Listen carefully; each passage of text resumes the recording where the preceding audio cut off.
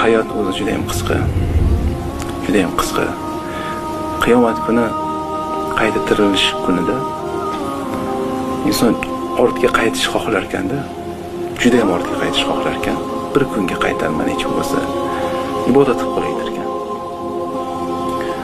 Lekin ortga qaytmaydi. U kuni qaytish yo'q.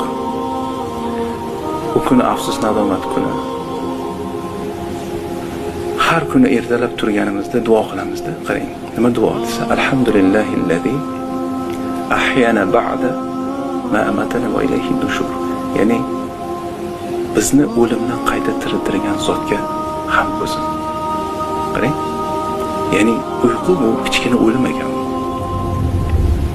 Har kuni ertalab biz o'limdan qayta tirilayotgan ekanmiz. Bu degani Alloh taolo bizga imkoniyat beryapti.